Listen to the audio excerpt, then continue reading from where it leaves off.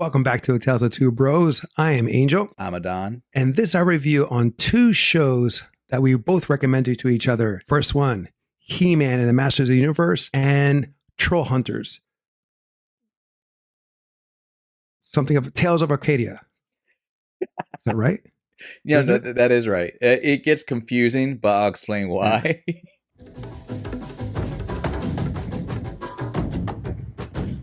Spoiler warning, just get it out there. On the last review that we did, we talked about season 2 of Masters Universe and also season 1 of He-Man and the Masters Universe, both streaming on Netflix. Mm-hmm. You didn't see it on the time of that review of He-Man and the Masters Universe, and I did, obviously, and I gave my thoughts on it. And through that, you recommended to me Trollhunters, Tales of Arcadia. We'll review Tales of Arcadia later, but I want to get your feel on this rendition of He-Man and the Masters Universe. Okay, so you're absolutely right. The way they took the take of it is definitely different, because instead of just sharing the power with, like, in the original rendition of He-Man, just sharing the power with like Cringer and then maybe someone else, they kind of, like, I wouldn't say Voltroned it. Your example was they Voltroned it. They Power Ranged it. It was definitely Power Ranged. They Power Rangers. G-forced it. But it was actually like the Shazam family. He's like, I have the power and I have it, but I will share the power. And it expands onto those other characters, which was interesting that they made who would be normally the sorceress, and they made her like... Was that Tila, right? Yeah, that was Tila. Cringer was like the exact opposite of every other rendition he's ever been in. He's like, I'm the brave one, but I'm the old one who's been declawed. So that's why I can't do nothing. Listen, you're a giant tiger. You slap someone, you're going to do something. And then Man-at-Arms was like a former... He wasn't the Man-at-Arms for the people. He was like a former trinket guy that worked for the guy, for... What was it, Steeljaw? Trapjaw. I don't know. Steeljaw sounds better. But anyways... And so they changed your origins, long story short, but it worked. The origins stayed same, but different at the same time. Yeah, you have to, once you get that understanding that this is like a retelling for a different audience. And if you look at it, especially today where we have the multiverse in Marvel, and now the DCEU coming out with the Flash. And they kind of did that in Masters of the Universe, where they talked about like universes and other, like, it's just so expansive. Multiverse. Right. So now you can understand it. You have to do that sometimes, I guess, if you want to get a different demographic or put another fresh spin on something. So for me, like the first few episodes, I was like, this is not what I know. This is not what I grew up on. What is it? This is so kid stuff. This is so, But then I kept watching it. And it got better and better. Like, especially with when it came the origin of Skeletor and his relationship to Adam, in my opinion. I was like... There was a couple of renditions that kept that very similar, where like, and I mentioned this, like Skeletor was like Adam's uncle. It's not like canon to my knowledge, but I guess it can be canon now. But it makes a great dynamic. You see his uncle, there's like little moments where he's like the Skeletor we knew. And then when he fully embraces that and becomes Skeletor, he goes ham into it. Everybody loves a villain that dives into his role. I've never been like, there's a villain that's just too much into that role that I would like, he doesn't enjoy what he does. Skeletor enjoys what he does. And for me, I do like the Lion King approach, where Skeletor is Scar and Prince Adam is Simba. I recognized it. Of course, again, this show, He-Man and the Master Universe, is directed to that Disney kid demographic, but it's still enjoyable that everyone can see it. And I do like the way that also, since we've seen this series after the first season of Kevin Smith's Master Universe, that Tila becomes the sorceress in the second season. And here on this one, we're getting that right away. Kind of. She's still being trained by the original sorceress, but you can definitely tell that's what she's going to be. And wasn't she a magician before she got her powers? Yeah, she was like a spells. They called her a hand witch, and Evelyn was a word witch, and it's basically just how they cast their spells. And that leads into the rest of the villains. In the other storylines, you don't really get like the origins of the villains, or how they end up, how they look in the way they do. Here, it's kind of silly in some parts, of how they end up looking the way they do. But it's basically you have He-Man's power, which is I guess power of good. I don't know. Did they ever clarify what the name of the power was? I forget at the moment. No, I can't remember. I haven't seen it for a while. I haven't seen it since the end of the season 1 of Kevin Smith's Master Universe. So I know he had a name. He had a certain thing. And I know Skeletor's, I remember like vividly, is like chaos magic, basically. And which, because he just kept hamming on and he's like, yeah, chaos. But basically what it does, it brings out your true self. And so hence, he became a skeleton version of his representation of himself.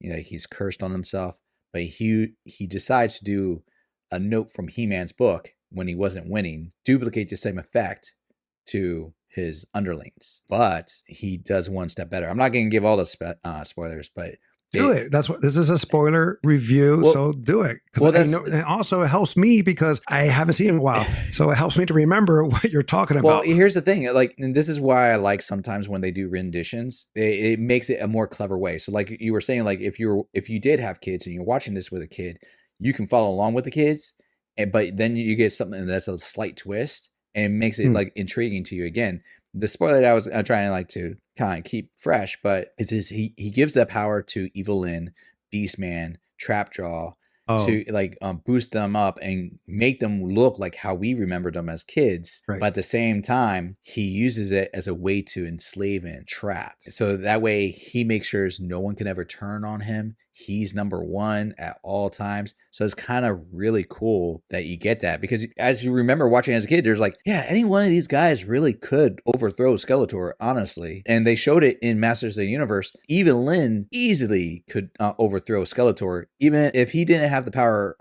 He-Man's power at that time, and they were just on level. She could have toppled him any day of the week, but this gives a method of him having control, which makes absolute sense. Then it goes into where the sharing of the power.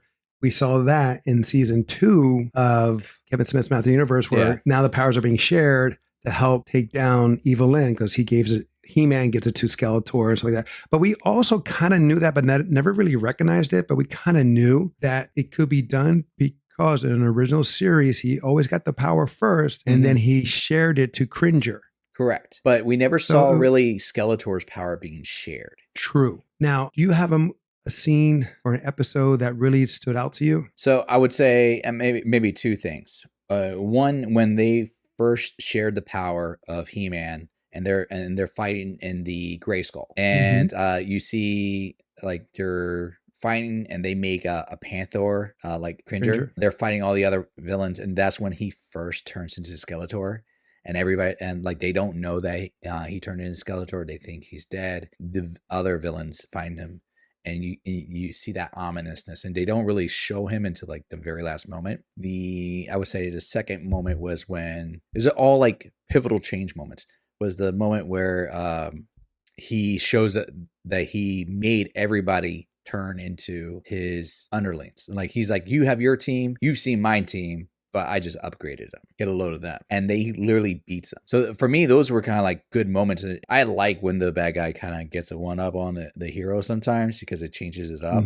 There were some small moments that were really interesting, but those were like really pivotal. There were smaller moments that were interesting, like the dynamic between He-Man or Prince Adam and his father, because his father doesn't know that his son's alive for the most part, and which is a big change of the original story. And he thinks He-Man is like an outlaw criminal. And so like when you have those dynamics, like the storm, and he finally figures things out, and he still is like, you got to give up the power or I will arrest you and consider you a criminal. It's a kid's show. 100%, but they sprinkle in some like moments of like, okay, this is starting to get a little bit heavy with their subject. I got curious about his mother. In all the other storylines, the mother is alive that I can remember. Never saw the mother, and I think the mother was passed away, right? I can't remember. Because in the original story, like the father didn't know. It was the mother that knew, and she kept a secret as well. What about you? Any scene? I know it's been a while, but any scenes that you remember? I personally like when they transformed and when they kicked in their power. That's what when they went to like their turbo mode. Yeah, so it's a combo of when they transformed into their superior being, or their alter ego, if you will, and when they did their power move. It reminded me of the old days when the Power Rangers transformed or when G-Force transformed and they say a phrase. Also when He-Man transformed, all that just came back to me in that way. And the way they did it, of course, this way is a little bit different. Like Sailor Moon. But, got it. Yeah. But their power move, it always reminded me like, say, like in Street Fighter in 3D, when you hit the certain code a certain way, you get that special upgrade of a regular power. You zoom in onto the character, your character lights up, and then it goes into their power move. That I got a kick out of when I saw that every time. And I was like, oh, okay, they're about to do it. I wonder how they're going to take them out in that way. You know, the move is going to be what the move is, but how will the reaction be from that power move? The other thing is when Cringer figured out, was it Cringer? I think it was figured out you can call for your power without the assistance of He-Man. I think it was Cringer. Maybe it was someone else. It was near the end of the season where they were all like trapped and drowning in chaos. Was it Cringer that called it first? I want to say so. Everything was happening all at once. It's escaping me right now, but yeah. For those listening or watching, let us know if you've seen the series. Who was the one that called out their power first without the assistance of He-Man? And let us know in the comments below, because again, it's been a while for me, even though he did see it recently. There was a lot that went in my mind. No, I understand. When that happened, I was like, oh, okay. So they all have the power of Grayskull in their way. It's that He-Man or Adam needs the sword as a conduit, the connection for him, where everyone else is different, because they're all, I guess, that they're already connected. That was my like. I mean, there's other great scenes too. You're right, Skeletor. He was a great villain for this series. He stole the show. I do like Orko in this one in a different way. It's a robotic thing, and yeah, I believe Orko. Yeah, Orko stand for, it was an anagram of a... I don't remember because they also said that they used the memories of the original Orko, like the archives that they had stored. And so he was actually remembering himself as the original Orko. And so it's like a combination of like the anagram for the machine, technically Orko. The only thing is like he thinks he's using magic, which he's just using the technologies that he has. Until he realizes that he's not like the OG original, but he still tries to act like he is. So it's an interesting predicament about that. But it kind of seems like magic. He's just using like magnetism abilities and whatnot to duplicate a lot of the spells. Still good. I mean, he was still entertaining. Again, if you watched Kevin Smith's Master Universe and then you watch this, you see like the changes. It was like Man of Arms and Cringer switched soul. Kind of, yeah. Because Man of Arms has always been like the older one, the wiser one. The seasoned fighter. Man of Arms here, he is definitely the more scared one. The one that is younger. So I agree, definitely. And then, of course, there was the little hammerhead girl that's behind me that no one can see. She was like a ram. She ran so fast and she could run to things. But granted, in Masters Universe original lore, there's a ram character that he jumps. So and he's not a speedster or anything. And then it's a play on the name too, because I remember that because they introduced him on the final or second or last episode of Masters of the Universe, Ram Man, right? So they called her Ram Ma'am. So I mean, you can see you can see how each is playing off each other, because definitely season 2 of Kevin Smith's Master Universe was influenced by this He-Man in the Master Universe. And then vice versa. Now, let's do our review. And this review, I think we should try it a little bit different. Okay. Instead of ready for purchase, blah, blah, blah. For the people who have never seen this show, our first-time listeners and viewers, is this a show worth watching, or is it a waste of time? What do you think? I think it's worth watching. I would be down watching a season 2 of this. And I agree. I think this show is worth watching. I was hesitant at first. As I progressed throughout the episodes, I was like, you know what? This is actually pretty good. This is great for families. This is great for kids who never seen or heard of He-Man before, and parents don't want to have that darkness set in like the original series, which is pretty dark, if you will. Or like the Masters. Yeah. Yeah, Kevin Smith's Master Universe. And it's a great family where the young and old can connect. So for those who never seen Netflix's He-Man and Master Universe, you heard it here. We both recommend it's both worth watching. But now we segue into where Adan recommended Trollhunters. We're going to go into that in 5, 4, 3, 2, and So by the time we're reviewing this, I have not finished the first season. This first season is like 26 episodes. 26 episodes in, where the following seasons are only 13. And this is also streaming on Netflix. So there's like no real reason not to watch this. Unless you don't have Netflix. Yeah. Again, you recommended this to me. And I was, what happened? I'm laughing because I do remember that conversation. But in my back of my mind, it's like, yeah, I mentioned that Trollhunters film like a while ago. This is created by Guillermo del Toro, that he's done a lot of stuff in relation to scary lore or horror lore. Yeah. He's done a couple of kids things, but not many. Oh, yeah, right. He did Blade 2. He did like Pan's Labyrinth. For anybody who doesn't know, Pan's Labyrinth, despite the name, it's film. Just put that out. That is not a kid's film. That is actually very borderline horror. Remember the scene with the bottle? Never forgot that scene. No, it's just the guy with the eyes. No. There was a scene where the stepfather is literally smashed in another guy's face with the butt end of a bottle. And you just see, they zoomed in on it. Right, I understand that, but I'm just saying the guy with the eyes, with the, the eyeballs in his hand, and the guy, the main villain with mouth lit open. Oh yeah, it was definitely. But like, he did the Grimm, Hellboy 1 and 2. That's what I wanted to say. I kept wanting to say Trollhunter. I'm like, no, we're on something else. So he's very into the monsters. He did the Lady in the, not Lady in the Water, the Water and the Fish, the love story between the lady. No, that's not him. That's M. Night Shyamalan. Was that M. Night Shyamalan? No, I'm thinking of the Lady in the Water with the tall grass thing. That's M. Night. There's one where the woman falls in love with looks like the fish guy Abraham from. And it's not. That's M. Night. I was wrong. Excuse me. You are right. The Shape of Water. Shape of Water. Yeah. Shape of Water. Water was in the sorry, name. But M. Night Shyamalan did do something similar. I'm not a big M. Night fan. He lost me a long time ago with Avatar. It was like, Last Airbender. I don't even want to give it his full title. Because Avatar is James Cameron. Yes. Those who watch M. Night know what I meant.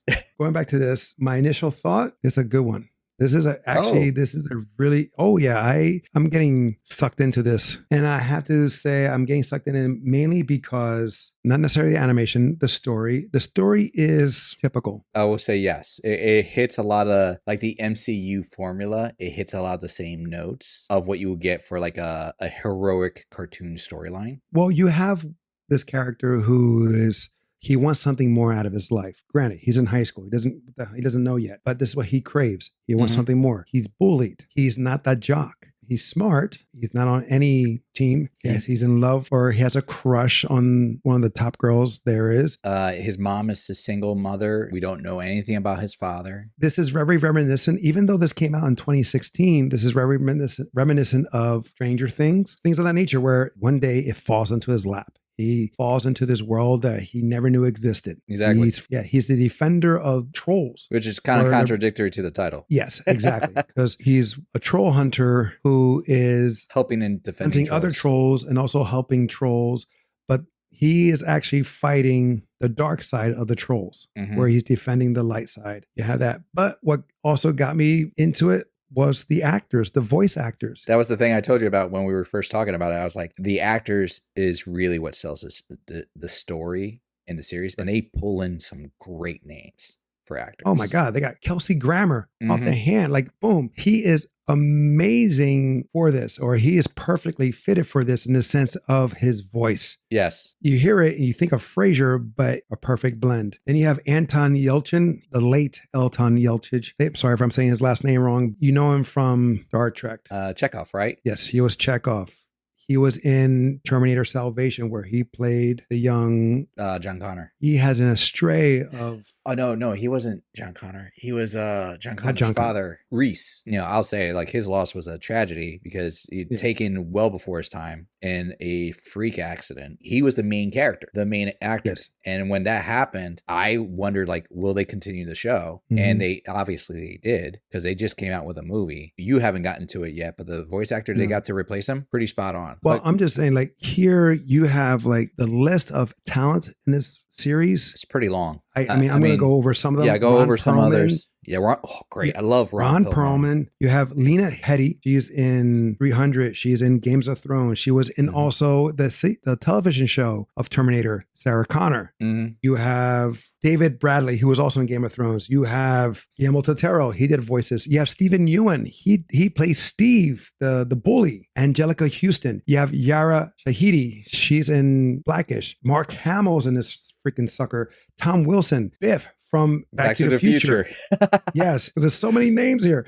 Matthew Watterson, I can't remember what he was in, but his voice for Draw, great. Lorraine Newman from the original Saturday Night Live show. Clancy Brown, who is amazing. Tom Kenny who does the voice of SpongeBob. Fred Tescascore, I'm saying it wrong, but he's done notorious monster voices like the Hulk. Now you have for the best friend and the love interest, you have Toby and Claire. I don't know who plays that. It's Lexi, and Charlie Saxton plays Toby.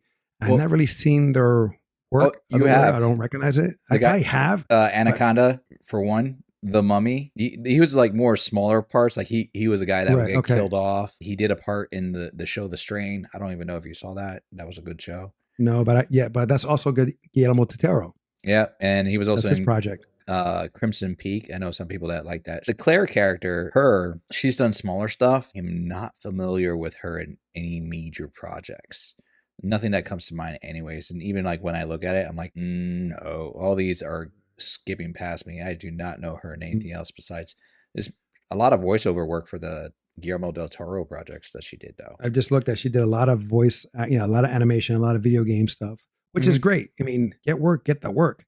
Absolutely. But I can't say that none of these actors, it didn't match the characters. I think everyone that was casted for this show was perfect. A couple of things that stood out to me was Gremlins. Oh. You have one leader.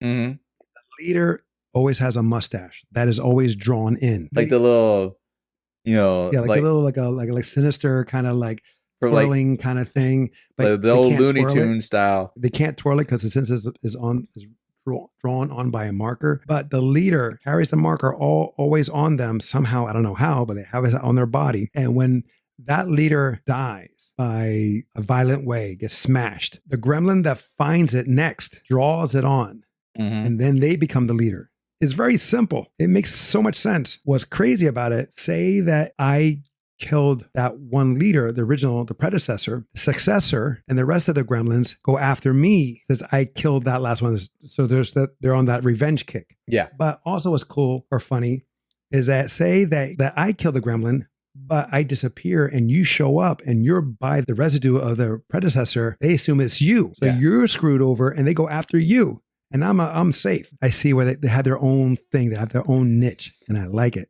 Did you get to the gnome, the little like garden? Oh, the gnomes are funny too. I just get the gnomes. They're like thieves. And the one where the gnome is in the dollhouse and I have the statue. Yes, where their hats become like darts. Well, it's because they have like this one horn, so they wear the. Oh, that's why they wear the pointed hat. Couldn't remember. I was like, that's one of the characters. I mean, I do love Arg. Man of very little words, but we find out why. But one of my favorite moments is when Jim doesn't have the medallion, like for a better word right now. Yeah, it's like a pendant, a medallion or something like that. Or a compass if you even want to, because it does have spinning dials. That he has to fake one and he needs to call on. He needs to say the words, needs to change into his armor, but he needs that medallion for it. And he can't do it. But then he calls out for it. So it hears him and it leaves the troll's hands, the bad ones that is, and it finds him. And that moment was really cool because it finally shows that the medallion itself totally accepted him as the troll hunter. And it was revealed to Claire, his love interest. It shows the other trolls that he's been finally accepted, even though he is the first human troll hunter, that he is now the troll hunter. I feel like I had a different experience watching that scene because I remember that scene, but I want to say it's in the like the woods, the forest. It's at night, but and I want to say, wasn't he trying to get rid of it first before that, and it kept reappearing itself? I don't think so. I can't remember, but that might be something separate then. Okay, maybe. But the thing is, the sword.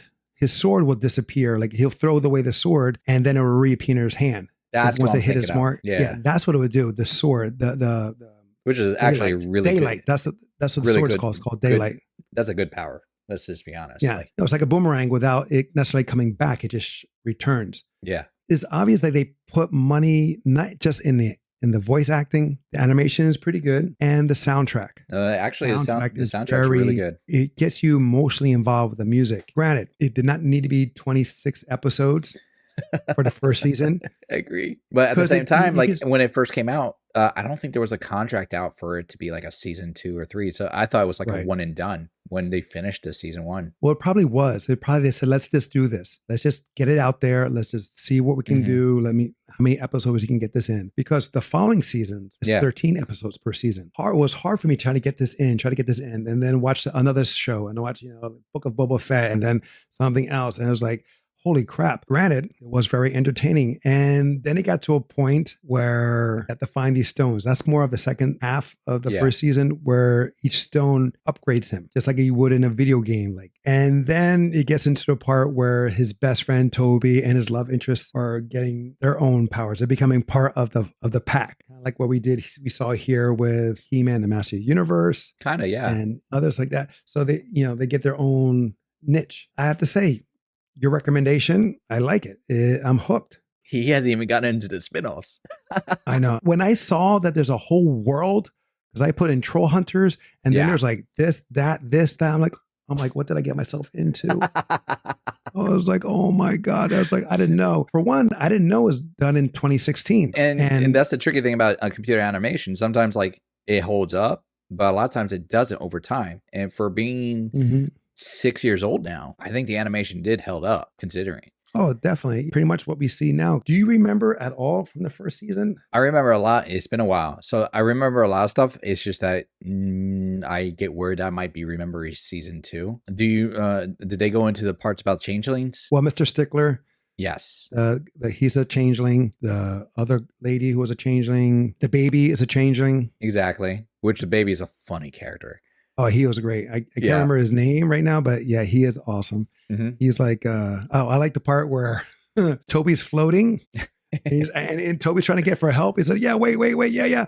And he grabs a phone and takes a selfie of Toby floating.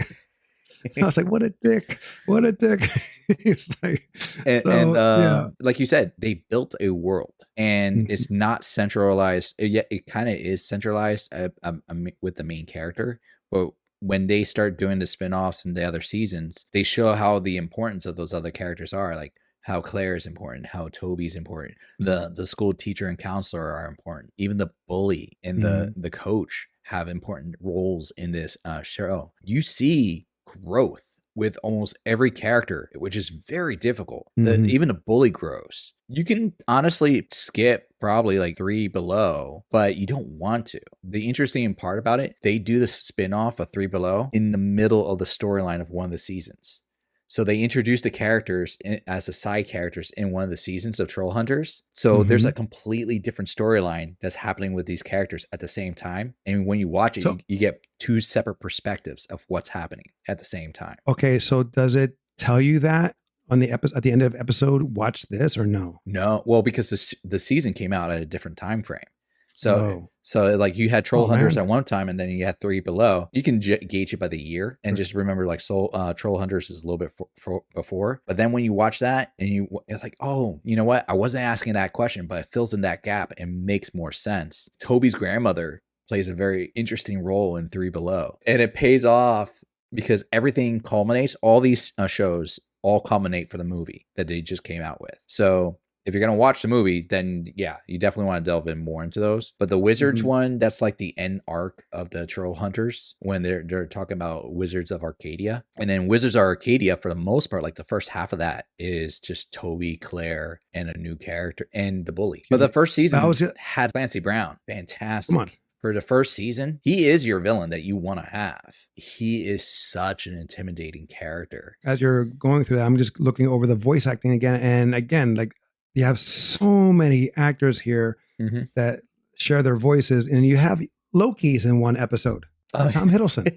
He's in one episode. I don't remember because I'm just going through it. It's like, what episode was that? I was like, 'Cause unfortunately, they don't tell you which episode it was on. Yeah. I don't think on IMDb, but they have that, and then you also have the guy from Oh, and that reminds me, I was wrong about Wallace Shawn. when I was quoting Wallace Toby. Shawn. Wait, I'm not done yet. Wallace Shawn, the guy from Princess Bride. It's inconceivable. He's in this. I was like, Diego Luna from Rogue One. Mm-hmm. Amazing how many people got into this series. Something that I never heard of until you told me.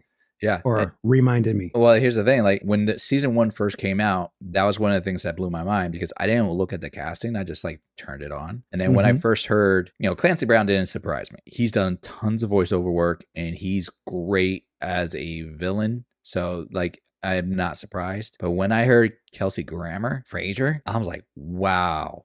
They pulled him in. And then when I heard his character's brother, they grabbed Mark Hamill, which, Mark Hamill has a tendency, he'll choose characters because they're fun. And it's not the Joker. You're not getting the Joker out of this portrayal. I got to remind her which one that was. But granted, now on IMDb, I just figured out how to find out which episode they were on. Because there's a info circle right next to their name. And you hit it and it tells you which episodes they were in. All right, we're going on because I can go for this for a long time. Before we go into one thing, I have to ask, what do you think about the action you've seen so far? Believable, likable. It's not far-fetched, even though it's animated. In that kind of world, you have to accept the unbelievable, but they're pretty rounded in that world, in reality. Even though there's no such thing as trolls, or maybe there is now. Well, I mean, like when you're looking at like the action sequences and the dynamics, like when we were looking at He-Man Masters of the Universe. Okay, here we go. Okay, so I just saw where it is very entertaining. I just saw the episode where Arg is cut and he's turning slowly into stone, and so Draw and Jim have to fight to do this game. There's a variation of basketball, and Draw gets hit hard, and you're like, yeah, I can feel that. So it's kind of believable, even though it's by trolls hitting trolls, because he thought he was dead. That's how hard he got hit. I was like, yeah, I can see how. We know those moments too well. Yeah, I think the movements, the sword movements, I think is done very well. I think they capture. Well, again, you have Guillermo del Toro. He directed Blade 2, which is an amazing martial art film. Absolutely. The martial arts in that done very well. And plus, you have Wesley Snipes, who's a black belt in karate. You have Donnie Yen, who's in it. And you have the villain, who is, I can't remember his name right now, but he's an established martial artist. He's actually one of the fighters in Jet Li's Unleashed. Wait, you're not thinking it's Scott Atkins. You're thinking of the other guy. No. He played Frankenstein in another movie.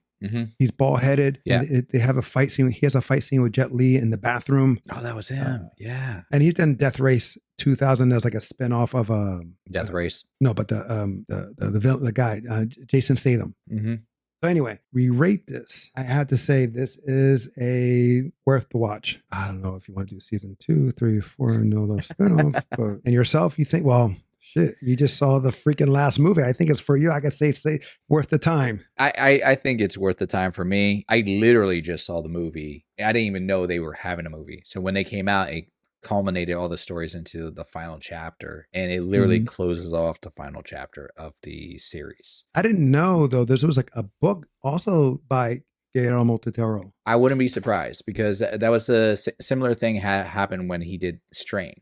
So the Strain was a series, but he also did a book and a graphic novel. That shows range in my eyes. Like to go from like it's still kind of in the world of like kind of horror-ish with the concept of like these are trolls, there's like monsters and stuff like that, but to make it kid friendly, arguably, great. Yes, that's a good range.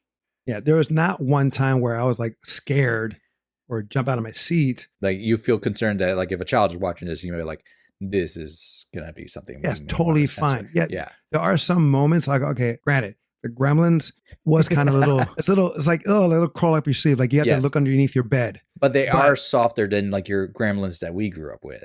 Right. You just pop them. They just explode like a water balloon. But again, if I saw them crawling down a wall, okay, yeah, I'll be a little because they're like frightened. They're like spiders. Yeah, huge spiders. Exactly. They just go all over the place. Besides that, and also the villain in season or the second half, Angkor Wat. Great voice. Yeah, no, great voice. I thought it was someone else, but it was not. It was he's a fantastic villain. Yes, he is a great villain. When he marks Jim and he calls out for daylight. Wait, is that like that's season 2 or the second half of season 1? The second half. Oh, wow. See, that's Okay. what I'm telling you. See, yeah, the second half. See, Well, right? because And his character goes all the way into 2018. So I guess they bring his character back a few times. Yeah, he's a very intimidating character. I mean, you do kind of feel sorry for him Mm-hmm. when he doesn't regain his soul. Oh, yeah. And he just goes ballistic. I have to say, thank you for letting me know about this, and go to hell for getting me trapped into this world. Because now I'm locked in. Now I'm hooked into this. I can't not watch and finish the series and the spinoffs and all that stuff since it's out there. You want to see what happens to him. So thanks a lot. You're welcome. Buddy. Well, that's going to be it for us. So if you have seen Trollhunters, what was your favorite episode? What was your favorite moment? What do you look forward to? If you did finish it, is it worth the time or is it a waste of time? Please let us know. And as always, please subscribe, hit that like button, and also follow us on Instagram on Tales of Two Bros. Until next time, will be the next time. I'm Angel. Adan. Love you, bro. Love you.